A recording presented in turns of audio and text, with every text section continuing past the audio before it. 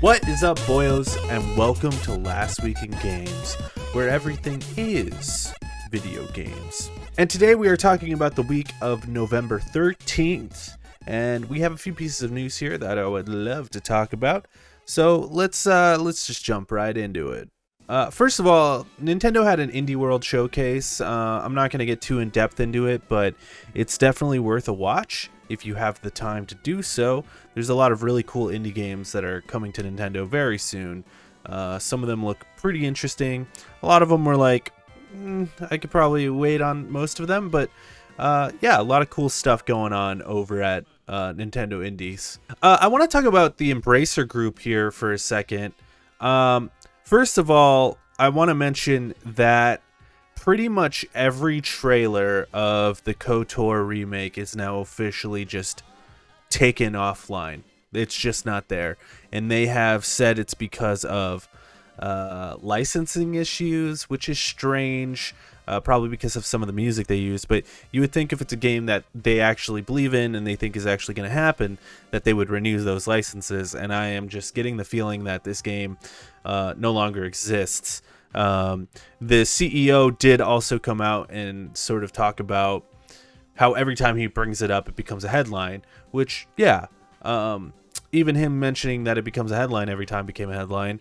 And I think it's just because people really would love to see a KOTOR game, but that KOTOR game by Aspyr is definitely not happening. If we do see a KOTOR remake, it's being made by someone else, and we're not going to see it for years and years to come. And it's not the project that was announced a couple years ago, back in 2021. Also, on the topic of Embracer, Embracer did lay off 900 employees last week, and they also said that they are getting rid of 15 projects that they are currently working on. This is wild because last year or the year before, Embracer sort of went on this tear where they were just sort of buying every company. You know, they bought Gearbox, they bought THQ, they bought Free Mode, Saber Interactive, like all these things they have purchased over the past few years.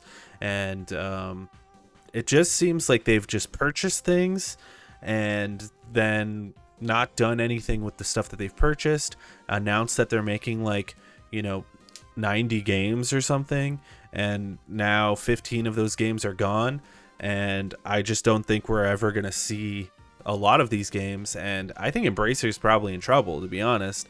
I think they went on this spending spree thinking that they could use these companies to make a lot of money because they are known quantities, some of these things. And I honestly feel like business people don't understand how hard it is to make a video game and how hard it is to make a video game work, as well as just how big of a gamble it is to make a video game, because a video game takes several years to make, and if it doesn't hit, you're fucked. That's really it. That's the video game industry. But they look at things like Fortnite and think that they can make a gajillion dollars.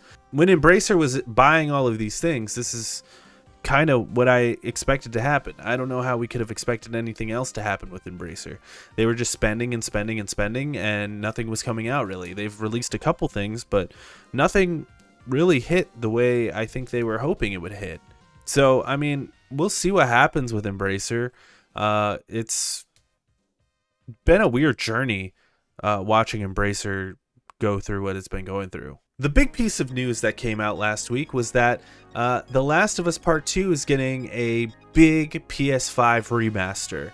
A lot of people are like, wow, I can't believe Naughty Dog is wasting their time with this remaster. To me, I'm not that upset about it, just because, for one, they announced that if you own the PS4 version, it is just a $10 upgrade. So that's fantastic, as well as the amount of content that they decided to add to this. I mean, they announced so much extra quality and content for this game. First of all, it's going to look and run so much better on the PS5. I'm sure there's going to be like hardly any load times when we finally get to it. But then on top of that, they announced things like new outfits where like Ellie is in a spacesuit.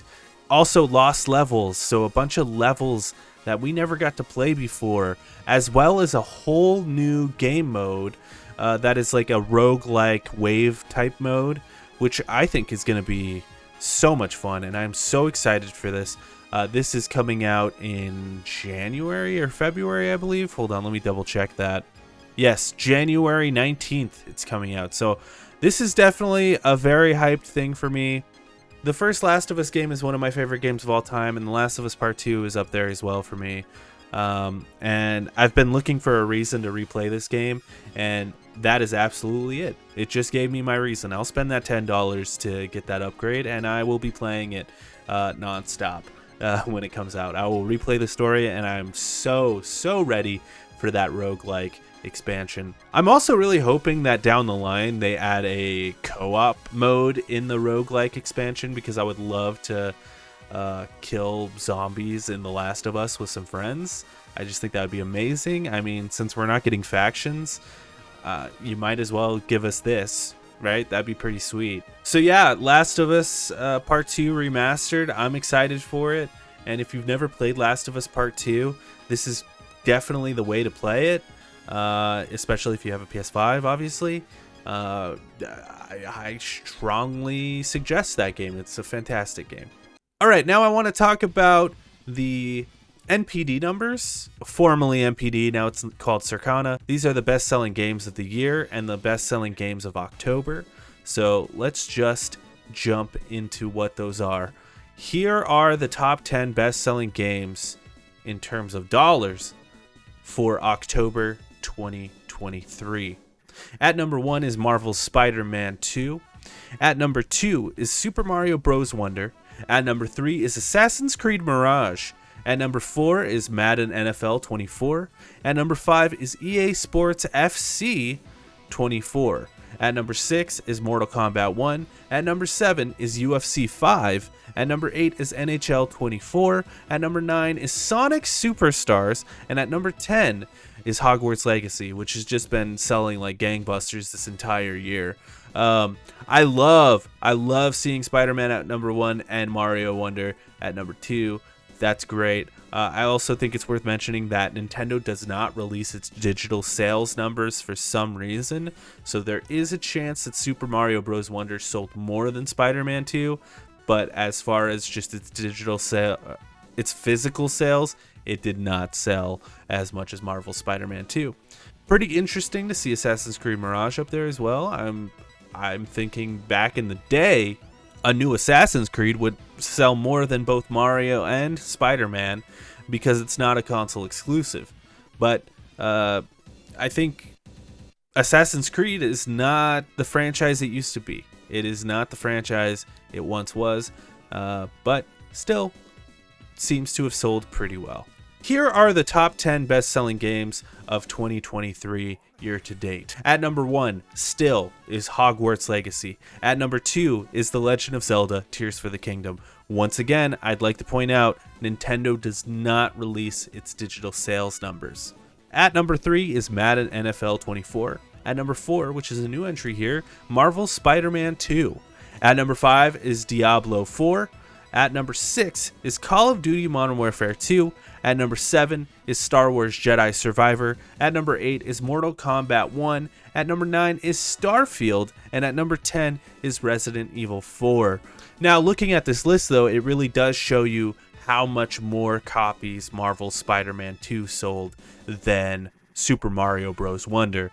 Because Marvel's Spider-Man 2 with 1 month on store shelves is at number 4 for the entire year. Well, Super Mario Bros. Wonder is not on the list at all for the year. So that's pretty surprising to me, to be honest with you. And also, that being said, Assassin's Creed Mirage, nowhere to be seen on this list either.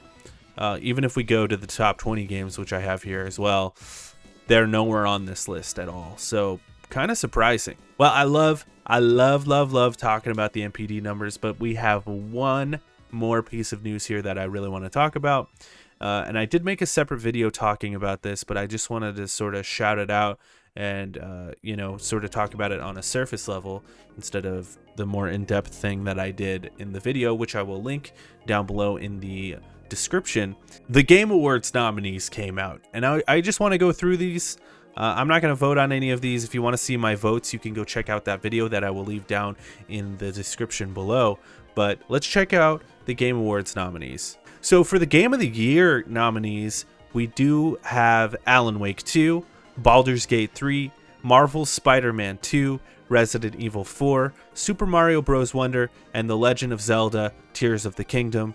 I think this is a really good listing of games. In my video, I did sort of complain about Resident Evil 4, but listen, I think Resident Evil 4, it deserves to be here, you know, because yes, it is a remake, but from everything I've heard, it's just such a fantastic remake. It feels like they really built this thing from the ground up. If you were to go back and play the original Resident Evil 4, it would be unplayable in comparison to the new Resident Evil 4. So I think it's worthy of being here in this conversation. I just think there were so many games that came out this year that I would have liked to have seen on this list besides Resident Evil 4. Hi-Fi Rush comes to mind. But that being said, I'm not mad at it. I think this is a really good list of games. I love Alan Wake 2, and I love Tears for the Kingdom a bunch. I think Spider-Man 2 in any other year would have a total shot at this, but I think it's easy to say Baldur's Gate 3 is going to win this category. For Best Game Direction, we saw Alan Wake 2, Baldur's Gate 3, Marvel Spider-Man 2, Super Mario Bros. Wonder, and The Legend of Zelda: Tears for the Kingdom. I think this is a great list of game direction nominees.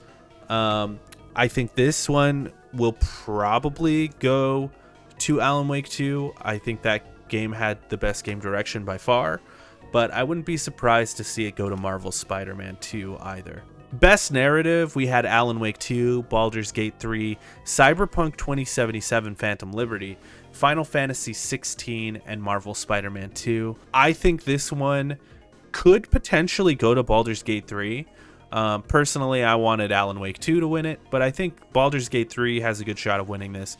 But honestly, I think any one of these except for Cyberpunk have a pretty good shot of winning this category. Best Art Direction, we have Alan Wake 2, Hi-Fi Rush, Lies of P, Super Mario Bros. Wonder, The Legend of Zelda: Tears for the Kingdom. Of course, if you watched my video, I did say Super Mario Bros. Wonder, just because I love the look of the new Mario, and I thought it was bold that they decided to sort of change the way classic Mario looks.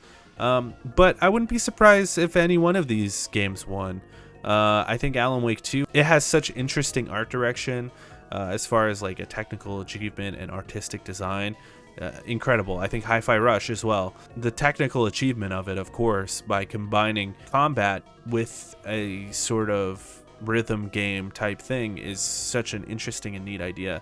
Of course, Zelda being Zelda, of course, that's always going to be in the conversation. Best Score and Music Design, I mean, this could go to any one of these. We've got Alan Wake 2, we've got Baldur's Gate 3, Final Fantasy 16, Hi-Fi Rush, and The Legend of Zelda: Tears for the Kingdom. I don't even want to make a prediction on this one because I think it could literally go to any one of these games. Best Audio Design, Alan Wake 2, Dead Space, Hi-Fi Rush, Marvel Spider-Man 2, and Resident Evil 4. I think the obvious pick is Resident Evil 4. I think the audio design is probably phenomenal in that game, but Hi-Fi Rush could come in there and get a surprise victory. And then Best Performance here, we have Ben Starr from Final Fantasy 16, Cameron Monaghan from Star Wars Jedi Survivor, Idris Elba from Cyberpunk 2077 Phantom Liberty, Melanie Liebert from Alan Wake 2, Neil Newburn from Baldur's Gate 3, and Yuri Lowenthal from Marvel's Spider-Man 2. I think this could go to anyone in this category. I think Yuri Lowenthal has a really good shot. I think Neil Newbone has a really good shot for his performance as Astarion, although Astarion is a sort of side character, so maybe not. I think Melanie Liebert is really good in Alan Wake 2, but I think compared to some of these other people, not a shot. It would be interesting to have Idris Elba win this just because he is a big celebrity, and I would wonder if he would actually show up to the Game Awards to accept that award.